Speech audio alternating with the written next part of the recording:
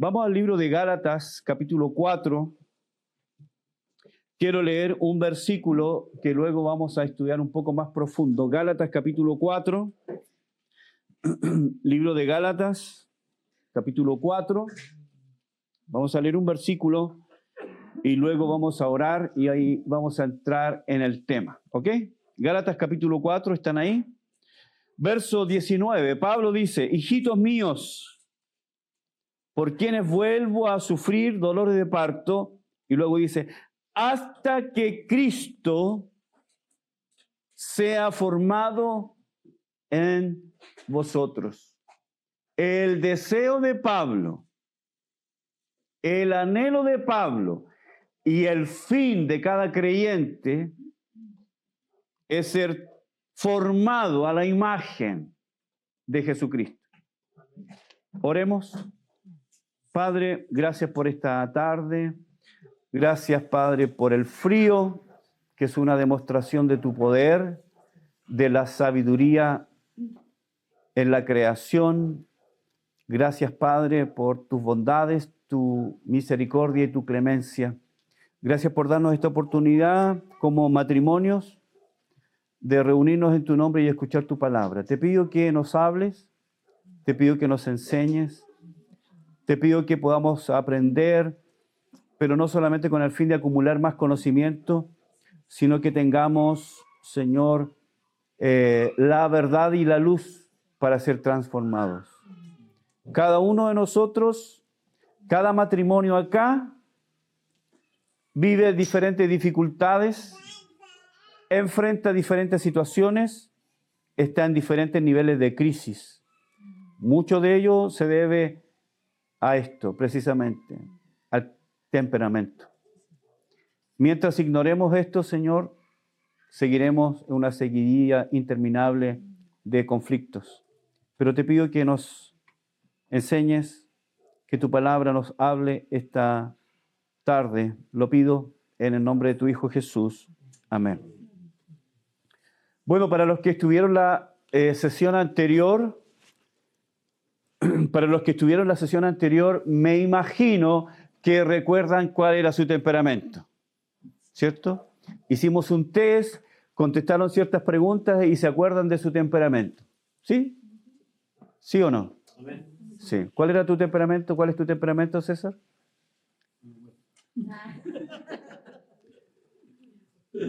Melancólico, ¿verdad? ¿Tú eres melancólico? ¿Y de Janet? Colérico. Está buena esa mezcla. ¿Tú te acuerdas, Carlita, cuál era tu temperamento?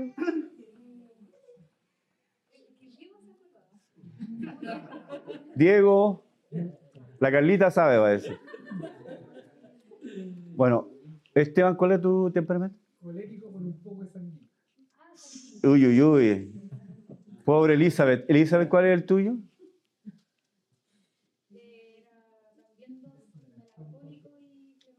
Ok, melancólico flemático. Ok, nadie tiene un temperamento 100% puro, sino que siempre es una mezcla. Son mezclas. Y tenemos de los 4 temperamentos, pero siempre hay uno que es dominante, pero siempre es una mezcla. Entonces, hermanos, como dijimos la semana pasada, o en la reunión pasada, los temperamentos influyen, son determinantes en las relaciones interpersonales. Y mientras nosotros ignoremos eso, siempre vamos a estar batallando con algo que no sabemos, que siempre está en el aire, es ambiguo. Pero cuando exploramos, ¿cierto? Y de acuerdo a lo que la Escritura nos dice, cuando exploramos y llegamos a la conclusión de quiénes somos, ¿cierto? Podemos tener herramientas para poder tratar con los diferentes temperamentos. Entonces quiero comenzar con definiciones. Me encantan las definiciones para saber en qué terreno nos movemos. Son 3 factores que definen lo que una persona es. Son 3 factores principalmente. 1 es el temperamento, 2 es el carácter y 3 la personalidad. Temperamento, carácter y personalidad. ¿Qué es el temperamento? Bueno, definimos temperamento como aquellas características innatas de cada persona. Es esas características con lo que la persona nace. Viene a este mundo siendo lo que es. Ese temperamento es suyo y lo va a acompañar hasta el día de su muerte. El temperamento es algo que nosotros no podemos cambiar, tampoco podemos elegir. ¿Ok? Es innato, nacemos con él. Y el temperamento es la disposición natural, ¿cierto? Es la disposición natural de cómo nosotros reaccionamos, de cómo nosotros actuamos a los estímulos externos. El temperamento tiene influencia en todo lo que hacemos. El temperamento es algo que nosotros demostramos en todo lo que somos y hacemos. Nuestro temperamento se refleja en la manera que escribimos. Hay gente que tiene bonita letra. ¿Se acuerdan ustedes? En mi tiempo, voy a hablar de algunos años atrás, teníamos clase de caligrafía. ¿Cuántos tuvieron clase de caligrafía? Sí. Que bonita letra. La F bien hecha, la E bien hecha, la L, la B bien hecha. Bueno, el temperamento se refleja también en la manera que escribimos. Hay gente que escribe muy bien, bonita letra, y hay gente que no sabemos si está escribiendo en egipcio, griego, no sabemos, pero está escribiendo. Bueno, el temperamento se refleja en cómo escribimos. Cómo tratamos el jardín, los que tienen jardín. Cómo cuidamos nuestra ropa. Si cumplimos o no cumplimos. ¿Por qué se ríe Francesca? Está riendo de mí. ¿A de Vicente o de Roberto? De Vicente. Si somos ordenados o desordenados. El temperamento tiene que ver cómo nos comunicamos. Lo que somos. El temperamento se refleja en todo. Si somos introvertidos, extrovertidos, se refleja lo que somos. Si tenemos hábitos o no tenemos hábitos. ¿Cuántos tienen hábitos? No levanten la mano. Bueno, todos tenemos hábitos. Solo que algunos son malos hábitos. Pero todos tenemos hábitos. Entonces el temperamento es lo que somos. ¿Ok? El temperamento es eso con lo que nosotros hemos venido a este mundo. Siempre seremos así. Y el temperamento se refleja en todo lo que hacemos. ¿Ok? Segundo, el carácter. ¿Qué es el carácter? El carácter es aquello que nosotros aprendemos. El carácter es aquello que nos va formando. Son características adquiridas.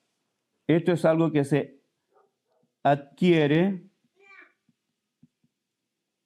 Esto es lo que se nace. ¿Ok? Se nace, se adquiere. Y aquí tenemos nosotros la influencia de la familia. ¿Qué tipo de familia tuvimos? ¿Qué padre tuvimos? ¿Qué madre tuvimos? ¿Qué hermanos tuvimos? ¿Qué abuelos o abuelas tuvimos? Si tuvimos el privilegio de tener abuelas que nos contaban cuentos. ¿Cuántos tuvieron abuelas que contaban cuentos o que leían historias? Una bendición. Pero lo que nos enseñaron nuestros padres, lo que nos enseñó la sociedad, la instrucción que tuvimos en el colegio, los profesores que tuvimos en el colegio. Todos nosotros hemos recibido influencia, buena o mala, ¿cierto? De personas, de profesores, ¿cierto? Que fueron buenos o malos maestros. Yo recuerdo muy buenos maestros, pero también recuerdo algunos muy malos. ¿Ok? Entonces, carácter es aquello que nos va formando, eso que se va adquiriendo. Ahí también tenemos la cultura. Nuestra cultura es algo que también, ¿cierto?, influye en nuestro comportamiento y desarrollo. Y eso forma parte de cada uno de nosotros. El carácter, como dije, es algo que se aprende y puede ser moldeable. El carácter, ¿cierto?, es algo que nosotros hemos aprendido. Y por último, la personalidad. La personalidad es la combinación única. Podemos tener personalidades muy parecidas, pero cada uno tiene su propia personalidad y es la combinación del temperamento más el carácter. La personalidad es aquello entonces con lo que hemos nacido y aquello que hemos aprendido y nos ha formado. ¿Ok? Entonces, nosotros podemos decir, la personalidad de esta persona me encanta. La personalidad de esta persona es atractiva. Estamos hablando de lo que es por naturaleza y de aquello que ha ido aprendiendo. Esas características que en el transcurso de su vida ha apreciado como importante, ha apreciado como también adquirirla, reconocerla y aplicarla a su vida. ¿Ya? Eso es lo que somos. Entonces el temperamento, volviendo al tema, puede influir en nuestra manera de pensar, de sentir, de actuar, de reaccionar. Lo vemos, ¿no? En todo lo que somos y hacemos. Miren este ejemplo.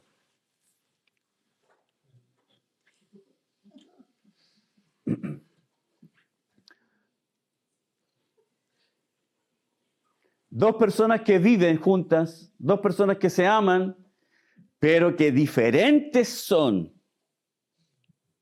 Diferentes son. ¿Cuántos se sienten identificados con uno de los dos ejemplos ahí? Entonces, el temperamento es algo que dije, nosotros somos por nacimiento y se ve en todo lo que hacemos, ¿no? Hay temperamentos completamente diferentes, abismalmente diferentes, ¿cierto? Hay personas que no pueden vivir en el desorden y hay otras que se sienten tan felices en el desorden. Bueno, aquí tenemos este ejemplo. Así que, hermanos, el temperamento es algo con lo que nosotros hemos nacido, el carácter son cosas que son aprendidas y nosotros como creyentes tenemos otro factor, si me permiten llamarlo como factor, y es el Espíritu Santo. El Espíritu Santo es un factor determinante para nosotros como creyentes, el Espíritu Santo.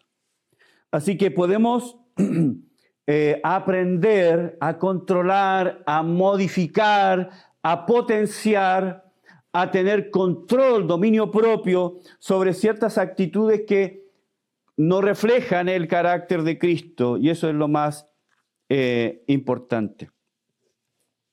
Entonces, hablando de los temperamentos, como hemos estudiado, el temperamento es la manera natural de responder. El temperamento es algo con lo que nosotros hemos nacido, es la esencia nuestra. Y básicamente tiene que ver con dos grandes factores: o somos introvertidos o somos extrovertidos, somos iracundos, somos flojos, inactivos, pasivos, agresivos, sensibles, etcétera, etcétera, etcétera. Es una manera natural de responder y nosotros hemos venido a este mundo con eso.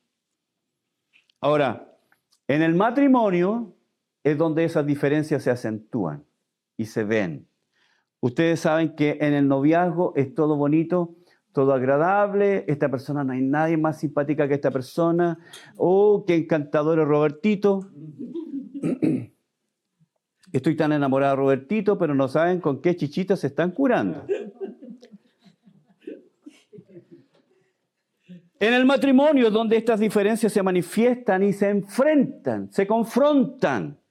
El matrimonio ya es la realidad de lo que cada una persona es. Y lo más podemos llamarlo singular, es que hemos escogido a esa persona precisamente porque es diferente a mí. Tú escogiste a esa persona porque era diferente, pero en el matrimonio se acentúan las diferencias. Y ahí donde está el choque, precisamente en las diferencias que fueron lo que te atrajeron a esa persona.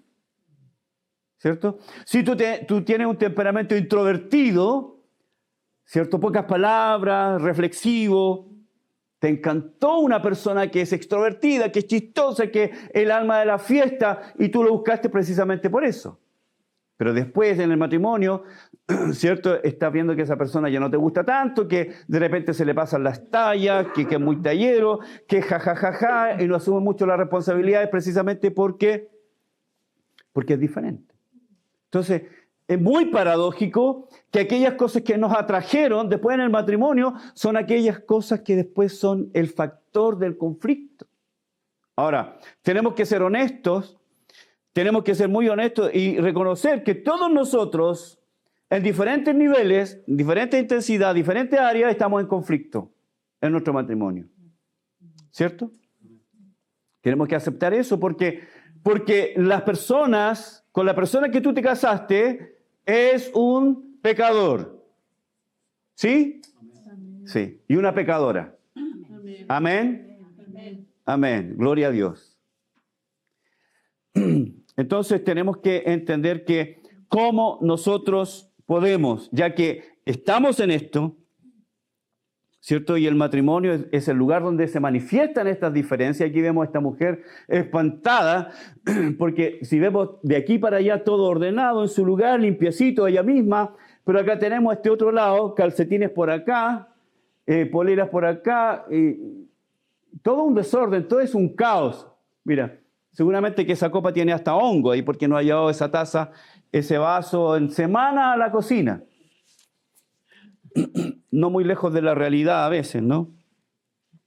Entonces, hermanos, los choques mayoritariamente ocurren por el enfrentamiento de estas diferencias. El colérico chocará con la pereza del melancólico, porque el colérico es activo, es impulsivo. El colérico quiere ya que las cosas, es muy poco tolerante. Entonces se contrastará con la actitud parsimoniosa del melancólico, del flemático. Y para el colérico, el flemático es un flojo, no se mueve. Hay que sacarlo con grúa de la cama. Pero para el otro para el melancólico, el colérico es exagerado, es insoportable. Entonces, para uno eso significará orgullo y arrogancia, y para el otro flojera e irresolución. Y hermanos, los matrimonios pueden pasarse la vida con estos conflictos, exaltando sus diferencias,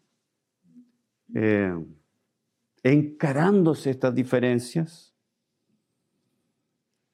Y en algunos casos, cuando esto es en grado más crítico, ¿no? Esto puede llevar incluso hasta el divorcio, precisamente porque hay diferencias. Entonces tenemos que aprender cómo lidiamos, cómo podemos nosotros primero ser enseñados y luego cómo tratar a la otra persona y tratarnos a nosotros mismos con nuestros temperamentos. Y es ahí donde Gálatas capítulo 4, verso 19, versículo que leímos, tiene mucho que decirnos.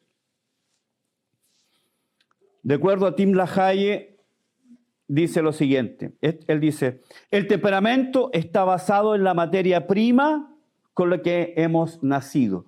El temperamento es la materia prima. Esto es algo genético, esto es algo que está conmigo, vino conmigo y voy a morir así. ¿Ok? Es la materia prima.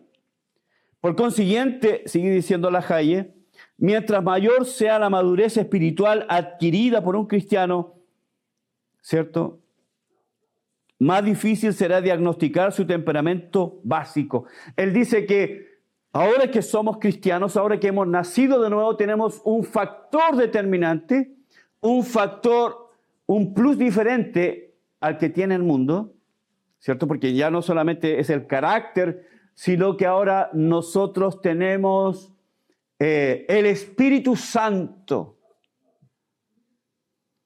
Nosotros como creyentes tenemos que aprender a abrir la puerta al Espíritu Santo para transformación.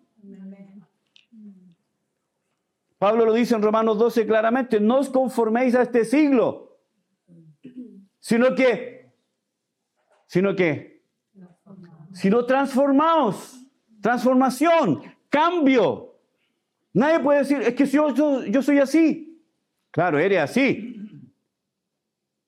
Pero hay un factor determinante y es el Espíritu Santo. ¿Cómo aprendemos a abrirle la puerta al Espíritu Santo para que aquellas cosas que son características de nuestro temperamento y son las partes débiles, aprendamos que por medio del Espíritu Santo esas áreas débiles, esas áreas evidentemente pecaminosas en nuestro ser, sean cambiadas por la influencia del Espíritu Santo? Así que si nosotros tenemos un temperamento de mecha corta, polvorita, aprendamos a ser pacientes dominados por el Espíritu Santo. Si nos cuesta ser activos, si nos cuesta movernos, el Espíritu Santo también puede provocarnos en la medida que nosotros le permitamos a Él participar de nuestra vida. Hablamos, ¿no? La reunión anterior de estos 4 temperamentos: sanguíneo, colérico, melancólico, flemático. Ahora, dijimos que nadie es 100%, ¿no? Sino que siempre hay mezclas. Incluso hay mezclas que son bastante raras, como un sanguíneo flemático que es sanguíneo pero tiene algunos rasgos. Siempre hay cosas. Todos estos temperamentos tienen su factor positivo. Todos los temperamentos tienen, por decirlo de alguna manera, su lado bueno, pero también su lado malo. Pablo dice, Gálatas 4:19, hijitos míos, por quienes vuelvo a sufrir dolor de parto, hasta que Cristo sea formado en vosotros. Y esto, hermanos, es el llamado que nosotros tenemos, individual y como matrimonio, para permitir que el Espíritu Santo forme a Cristo en nosotros. Que ya no sea el flemático, que ya no sea el melancólico, que ya no sea el sanguíneo o el colérico, sino que sea Cristo. Es el llamado que tenemos, Cristo. Que Cristo sea formado en nosotros. Que el carácter de Cristo, y esto es por medio del Espíritu Santo, es por medio de la palabra, es por medio de la luz, es por medio de la obediencia. Es un proceso, no es un hecho una vez y para siempre, es un proceso. Entonces Pablo le dice a los Gálatas que él tiene dolores de parto hasta que Cristo sea formado, y este es el llamado que todos nosotros tenemos. No importa si tenemos, ¿cuántos meses de matrimonio tiene Esteban? 3, 14 días, 8 horas, 54 minutos. No importa si tienes los meses de Esteban o tienes 30 años, 32 años vamos a cumplir nosotros. Tenemos el llamado para que Cristo sea formado en nosotros. Y Pablo usa un aoristo subjuntivo pasivo del verbo morfote, que quiere decir tomar una forma. La palabra quiere decir convertirse en una entidad diferente. La palabra morfote quiere decir llegar a ser un ente diferente al del que yo nací. Si yo nací así, mi temperamento es así, pero ahora por el Espíritu Santo soy otra persona completamente diferente. La palabra también quiere decir formar, modelar, convertirse. Pablo, estoy leyendo la definición, Pablo usa la palabra para describir el proceso de llegar a ser como Cristo. Y este es el desafío que todos tenemos, Cristo. Amén. Ser conformados a la imagen de Cristo. ¿Sí? Amén. Sí, estamos todos llamados a eso. Amén. Reflejar a Cristo. O sea, ya no Ramón García, Cristo. Ya no más mi cosa natural, que es el temperamento, que esto es lo que yo soy. ¿Y cuántas veces hemos oído eso? Yo soy así. Claro, eres así, naturalmente. Pero veamos lo que Cristo puede hacer en tu vida o lo que tú le permitas a Cristo en tu vida. La palabra morfo se usaba para describir el desarrollo fetal, que comienza con pequeño, un poquito más grande, una semana, otra semana, y el feto va cambiando semana a semana hasta convertirse en el niño que vemos cuando nace. Entonces es un desarrollo. Morfe es desarrollo. La idea de Pablo es que cada creyente adquiera la naturaleza de Cristo. ¿Estamos de acuerdo con eso? Debemos abandonar la idea de que yo nací así y voy a morir así. Es cierto que hemos venido a este mundo con nuestro temperamento, pero tenemos la influencia ahora del Espíritu Santo para justamente ser controlados, dominados por el Espíritu, de tal manera que aquellas cosas que son naturales en mí sean controladas por el Espíritu. Que mi reacción ya no sea natural. Si yo soy un colérico, mi reacción natural es el enojo, es el espanto, es la molestia. Pero ahora que tengo a Cristo, voy a responder como Cristo. ¿Me siguen? Muy bien. Hasta aquí vamos bien. Estos son los 4 temperamentos y sus puntos fuertes y débiles, sus virtudes y sus defectos. El sanguíneo, por ejemplo, su fortaleza. ¿Quién dijo que era sanguíneo? Alguien dijo que era sanguíneo. El Josu. La fortaleza del Josu es que es expresivo, atento, cálido y amistoso. Hablador. Bueno, no es 100%, ¿verdad? Entusiasta. Compasivo, sí. Pero su debilidad es que es indisciplinado, inestable, improductivo, egocéntrico, exagerado. Coléricos. ¿Dónde están los coléricos? Levanten las manos, los coléricos. ¿No vino? Colérico, su virtud y su fortaleza, voluntarioso, independiente, visionario, práctico, productivo, decidido, líder. La debilidad, frío y no emocional. Autosuficiente, no sigamos, por favor. Autosuficiente, impetuoso, dominante, rencoroso, sarcástico, irascible, cruel.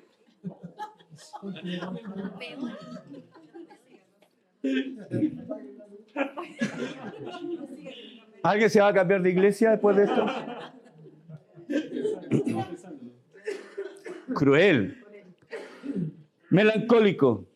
Fortaleza, dotado, analítico, estratega, abnegado, trabajador, autodisciplinado. Bueno, ¿eh? ¿Quién es melancólico?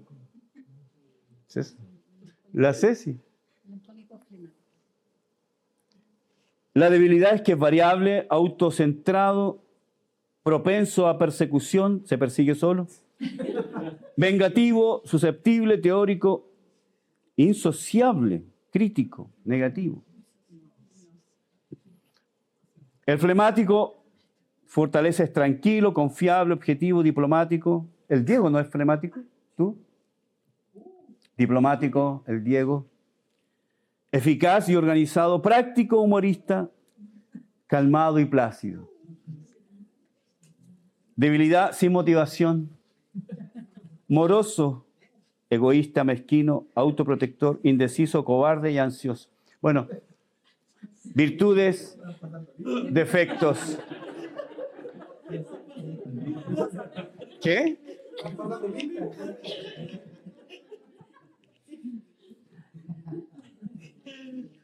Virtudes y defectos. Todos los temperamentos. Frank, ¿cuál es tu temperamento? Melancólica, ahí está la mezcla, melancólica flemática. ¿Cómo entonces? ¿Y qué ejemplos tenemos en la Escritura? Sí, eso es lo que queremos. Por supuesto queremos todavía potenciar lo que es bueno, llevarlo más allá, a otro nivel, más allá de lo natural, pero también que podamos controlar, que podamos cambiar, que podamos afectar aquellas cosas que son negativas en nuestro temperamento. Y como dije, no hay que ir muy lejos, tenemos la respuesta acá, y la Biblia nos dice que Pablo quiere que Cristo sea formado en nosotros, y eso es por medio de su Espíritu. Hoy vamos a comenzar a estudiar, no tan profundamente, sino para darnos por lo menos una visión de cómo personas que tenían cierto temperamento fueron cambiados, transformados. Y esa es la meta, hermanos. Estamos aquí no para entregar información, sino que sea información que nos transforme, que nos cambie. Porque necesitamos cambio. Aquellos que somos enojones y rencorosos, necesitamos aprender a ser más amables, perdonadores. Aquellos que son perezosos, ¿cierto? Necesitan ser más activos, más movidos, y eso es por medio del Espíritu Santo. ¿Ok? Hoy quiero hablar y les voy a presentar a ustedes al primer temperamento que está muy, muy claro en la Biblia. Les quiero presentar a Pedro el Sanguíneo.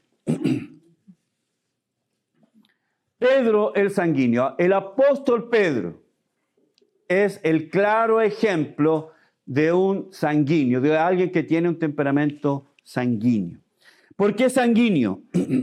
Porque en palabras sencillas podemos decir de que es una persona con el corazón ardiente. Y ahí tenemos a Pedro tomando la espada, cortándole la oreja a Malco, que desde ahí en adelante se llamó Taza.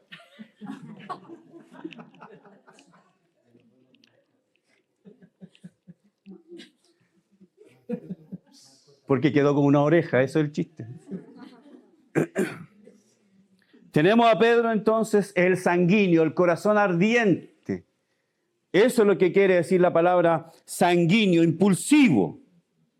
Vamos a Mateo 14.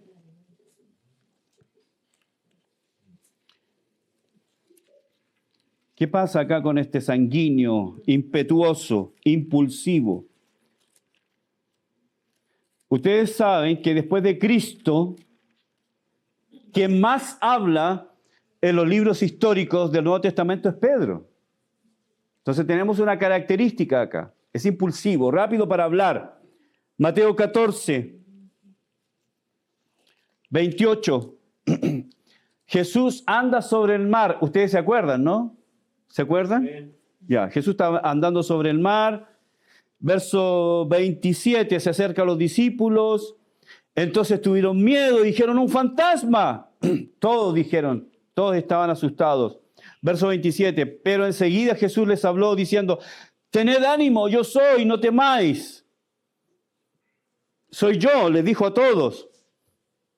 Jesús está andando sobre el mar, está caminando sobre las aguas. El Señor le dice, tengan ánimo, yo soy, no tengan miedo. Entonces le respondió, ¿quién? El sanguíneo. Y le dijo, Señor, si eres tú, manda que yo vaya a ti sobre las aguas. Y el Señor le dijo, ven. ¿Quién más que Pedro, este sanguíneo, este que sobresalía dentro de los discípulos? Señor, tú estás andando, manda que yo vaya. Impulsivo. Eso es un sanguíneo, impulsivo. Su boca fue más rápida que su mente.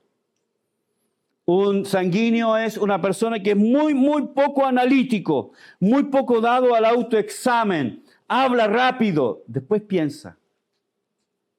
Después medita, ¿qué dije? ¿Por qué la lengua se le arranca más rápido. Y ustedes saben, conocen la historia, el Señor le dijo, ven. Y cuando descendió Pedro después de lo que pasó, y comenzó a hundirse y rápidamente, impulsivo. Entonces, esta es una característica del sanguíneo, impulsivo. En Lucas 5 tenemos el ejemplo de la pesca milagrosa, ustedes se acuerdan, ¿no?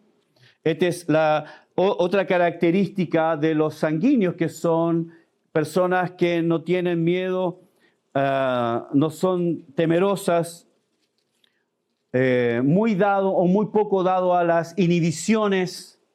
¿Se acuerdan cuando Jesús le dijo, sube a la barca, echa la red? Y Pedro le dijo, Señor, pero hemos estado toda la noche tratando de pescar, toda la noche, yo soy un hombre de pesca, yo sé. Pero luego dice, bueno, ya, si tú lo dices, vamos. ¿Y qué pasó? Una tremenda pesca. Una pesca increíble, una pesca como nunca antes, en un horario en que no se da la pesca. ¿Y qué fue lo que pasó? Pedro cae de rodillas delante del Señor y le dice, Señor, apártate de mí porque soy pecador. Es decir, ese milagro evidente, muy claro para Pedro, demostró que Jesús tenía conocimiento más allá de lo humano, y Pedro comienza a conocer al Señor como el Cristo, como el ser divino que es el Señor. Entonces no tiene ningún problema de arrodillarse delante de Cristo a la vista de todas las personas, porque Él es un sanguíneo, no tiene problemas. No, es una persona sin inhibiciones. Y reconoció su condición delante de todos, típico de un sanguíneo. También otra característica de una persona sanguínea es que es una persona franca.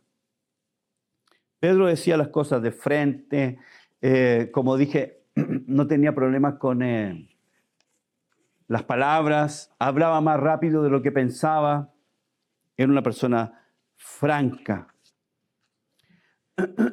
Uno de los momentos más dolorosos en la vida de Pedro fue cuando el Señor le advirtió, le dijo, le anticipó que Satanás lo había pedido para zarandearlo, ¿se acuerdan?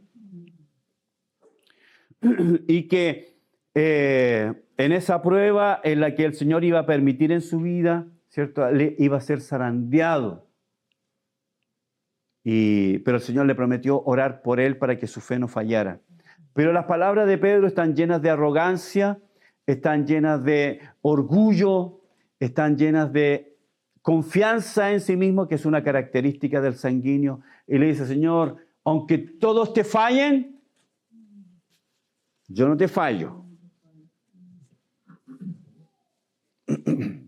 Típico de un sanguíneo.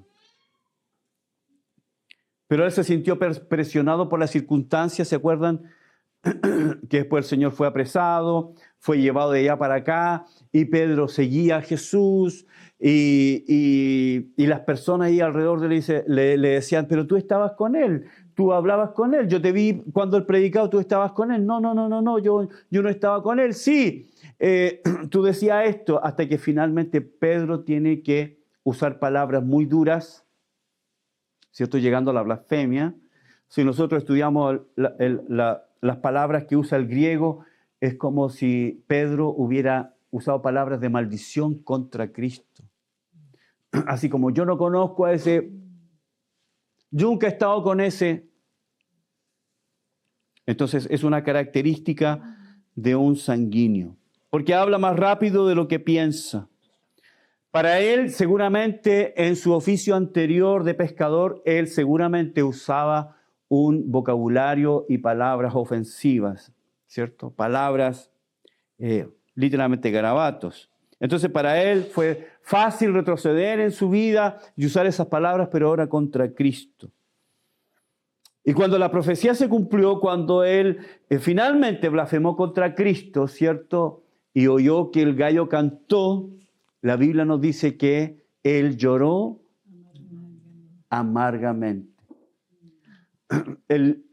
Estoy usando varios libros para estudiar el tema de los temperamentos, pero hay uno que dice que a pesar de que todos lloramos, pero hay dos temperamentos que son muy dados al llanto. Uno es el sanguíneo y el otro es el melancólico. Es fácil para esos temperamentos el llorar.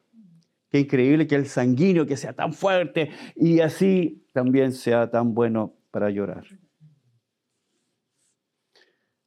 Cuando esto pasa y el Señor resucita, una de las cosas que el ángel le dice a los discípulos, el ángel que encontró a los discípulos cuando fueron a buscar a Cristo a la tumba, él le dice, avisen a los discípulos que Él va a estar ahí en Galilea, que vayan y se junten con Él, y le dice, y ahí avísenle a Pedro. ¿Se acuerdan? Esa frase, y a Pedro. El Señor no se olvidó de Pedro, a pesar de que Pedro le falló. Su arrepentimiento fue genuino. Su arrepentimiento fue de corazón. Entonces, cuando el Señor viene y habla con él, cuando el Señor trata con Pedro y él hace las preguntas claves, y algunos han dicho que no fue por cualquier cosa, que 3 veces le pregunta, porque fueron 3 veces que Pedro lo negó. Son 3 preguntas. ¿Pedro, me amas? ¿Pedro, me amas? ¿Pedro, me amas? Leyendo el español no tiene mucho sentido, ¿no? Porque el Señor le pregunta, ¿tú me agapao? Agapao, que se traduce como amas, pero amor, un amor profundo, un amor de decisión, de voluntad, de determinación. Es el amor con que Cristo nos ama. Dios es ágape, ¿ok? Dios es ágape. Y Pedro le contesta claramente, yo no te amo, sino que yo solo fileo, que es otro tipo de amor, es un amor humano.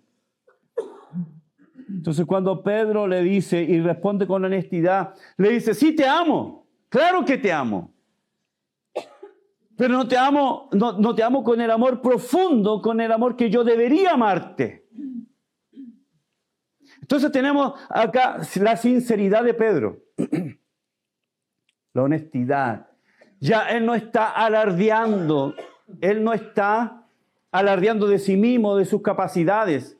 Él está siendo honesto. El Señor le pregunta, ¿tú me amas con un amor divino? ¿Tú me amas con un amor de voluntad? ¿Tú me amas con un amor que estaría dispuesto a la muerte? No, Señor. No, Señor. Te amo con un amor natural. Y este es, yo creo, estoy seguro de que es el problema que todos tenemos. No amamos a Dios como debemos amarlo. No amamos a Dios como Él debe ser amado. Cuando le preguntaron cuál es el gran mandamiento, el primer y gran mandamiento, amarás al Señor tu Dios con toda tu alma, con todas tus fuerzas, con toda tu mente. Fallamos ya en el primer mandamiento. Ni hablar de los 9 restantes. Pedro, ¿me amas? ¿Tú tienes agapao? Entonces tenemos que algo ha pasado y el arrepentimiento de Pedro es un arrepentimiento genuino.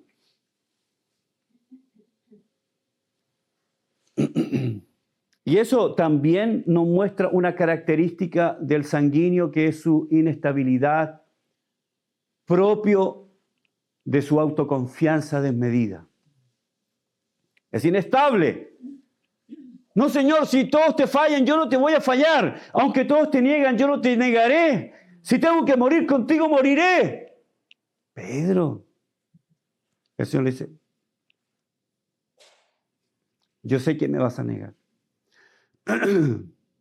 Yo sé que me vas a negar. Pero algo pasa en la vida de Pedro.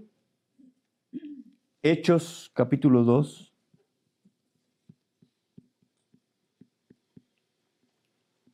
¿Qué tenemos en Hechos capítulo 2?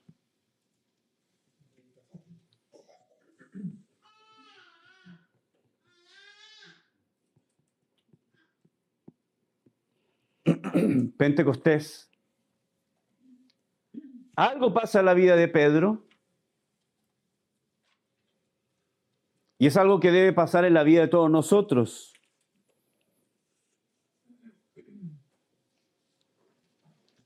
¿Cuál es la base del cambio de Pedro? Este encuentro personal, este encuentro vital con el Espíritu Santo, aprendiendo a ser controlado por el Espíritu, aprendiendo que esas características débiles de su temperamento sean transformadas. Y eso es lo que tenemos que aprender. Que aquellas cosas que son positivas en nosotros sean potenciadas y aquellas características negativas sean transformadas. Y que ya no sea yo, sino que sea Cristo. Y como dice Lahaye, que aquellas personas que se entregan al dominio del Espíritu, aquellas personas que reciben la sabiduría del Espíritu, sea muy difícil decir cuál es su temperamento. Porque tienen a Cristo viviendo en ellos y eso se refleja. Es Cristo. Es Cristo en el hogar, es Cristo en la casa, es Cristo en las relaciones interpersonales, es Cristo. Entonces Pedro tiene este encuentro en Hechos capítulo 2. Todos fueron llenos del Espíritu y sabemos el relato, ¿no? Llenos del Espíritu,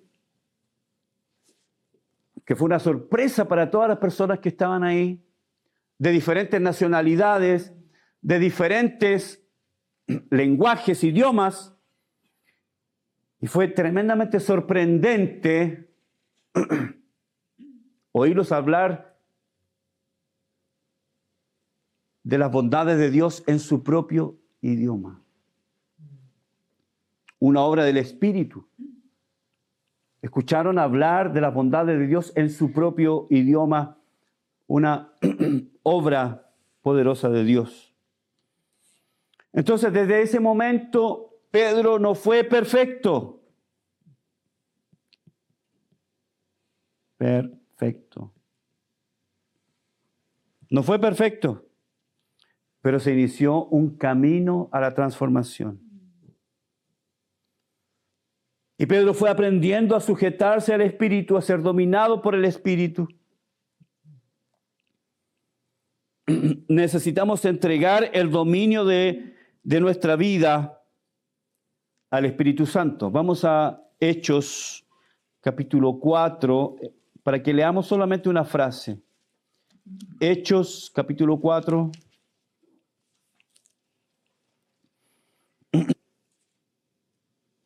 Verso 8. Entonces Pedro, ¿qué dice? Lleno del Espíritu Santo. Ya no es el Pedro que está ahí tomando la espada para cortarle la oreja a Malco. Ya no es el Pedro que está, Señor, pero ya echamos las redes. Ya no es el mismo Pedro dominado. Señor, yo voy a morir por ti. Estoy dispuesto a morir por ti. Ya no es ese Pedro. Ahora es Pedro lleno del Espíritu. Ya no es el temperamento natural. Ya no es el Pedro el sanguíneo. Ahora es Pedro lleno del Espíritu. Ahora es Pedro reflejando a Cristo. Ya no es Pedro natural, ya no es Pedro el sanguíneo, ya no es César el flemático, ya no es Esteban el colérico, es lleno del Espíritu Santo. Tenemos que aprender a ser llenos del Espíritu para que nuestros temperamentos sean transformados. Tenemos que aprender a ser dominados y controlados por el Espíritu. Entonces después vemos a Pedro mostrando sabiduría, Hechos 5. Vemos a Pedro lleno de gozo, por un gozo divino. Tenemos a Pedro en Hechos 12, cuando él fue apresado, ¿se acuerdan? Y la iglesia hacía oraciones incesantes por él, ¿se acuerdan? Y Dios contestó la oración, un ángel vino, lo sacó de la cárcel, abrió las puertas y él está golpeando la puerta donde está la iglesia orando. La iglesia está orando. Hechos 2 está orando y Pedro está golpeando la puerta. La iglesia está, libera a Pedro, saca a Pedro de la cárcel. Y Pedro está ahí en la puerta. Y salió una niña y ve a Pedro y en vez de abrir la puerta va adentro y le dice, Pedro está en la puerta. Oye, tú estás loca. Señor, libera a Pedro. Pedro está en la puerta. Pedro estaba en la puerta y la iglesia seguía orando. Pedro ahora es paciente. Es el fruto del Espíritu. Gálatas capítulo 5. Es el fruto del Espíritu. Paciencia. Algo que no es natural en un sanguíneo. No es natural la perseverancia para un melancólico flemático. Buenos hábitos no son naturales, pero un creyente lleno del Espíritu tiene buenos hábitos. ¿Sí? Sí. Paciencia, templanza, dominio propio.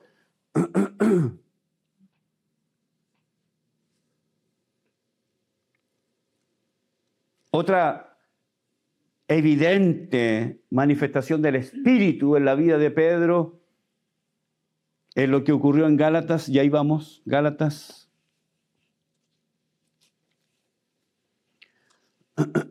Gálatas capítulo 2.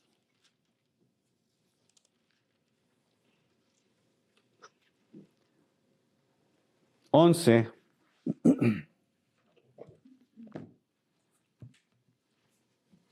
Diego, ¿me puedes traer agüita? Agua. Por favor. Gálatas capítulo 2.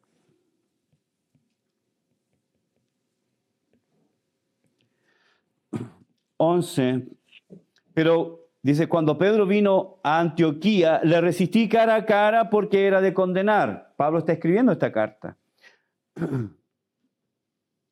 Pedro vino de Antioquía y dice que Pablo lo resistió cara a cara. Gracias.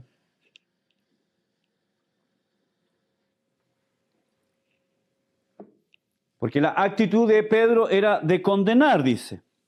Dice, pues antes que viniesen algunos de parte de Jacobo, comía con los gentiles. Pero después que vinieron, se retraía y se apartaba. Dos verbos imperfectos. Se retraía y se apartaba. Porque tenía miedo de los de la circuncisión. Aquí tenemos un conflicto. Pedro ya ha sido lleno del Espíritu. Pedro ya ha gustado de las bondades de ser dominado por el Espíritu. Pero aquí tenemos una falla. Eso nos habla de que Pedro no era perfecto todavía. ¿Sí? No era perfecto.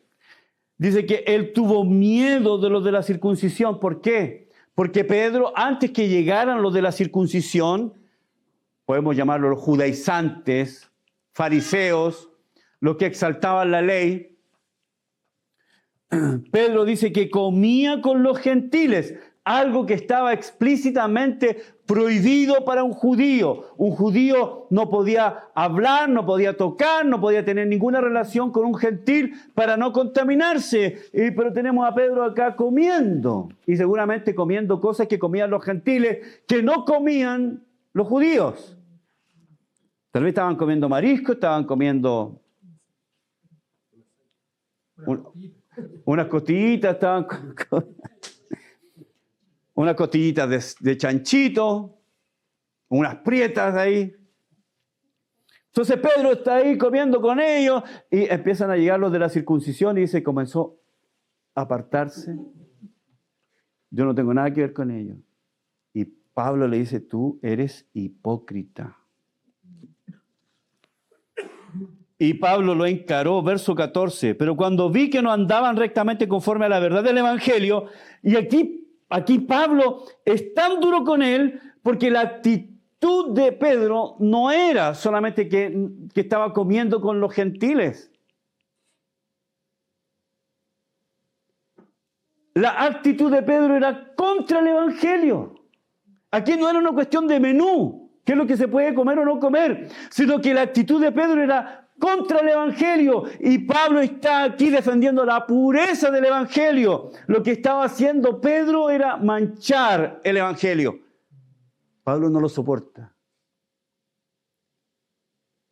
La próxima reunión vamos a estudiar a Pablo el colérico. Como buen colérico, no tuvo problema de... A ver, ¿qué te pasa?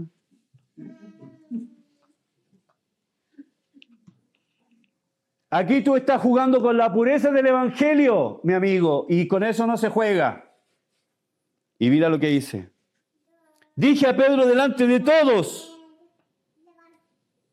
si tú, siendo judío, vives como los gentiles y no como judío, ¿por qué obligas a los gentiles a judaizar? Aquí está, poniendo en peligro la pureza del Evangelio. Para Pablo esto era inconcebible. Con el Evangelio no se juega. ¿Cuál fue la actitud de Pedro lleno del Espíritu? Segunda Pedro, capítulo 3.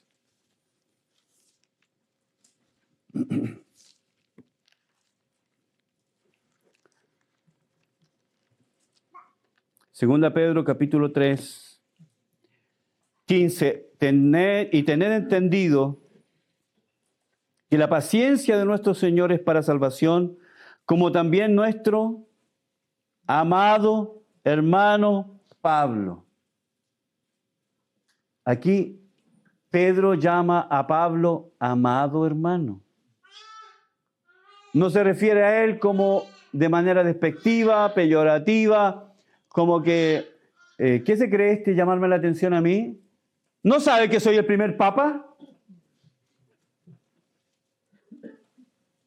¿Qué se cree Pablo? Amado hermano Pablo, según la sabiduría que le ha sido dada, os ha escrito, casi en todas sus epístolas, verso 16, hablando en ellas de estas cosas, entre las cuales haya algunas difíciles de entender. ¿Estamos de acuerdo con eso? Claro.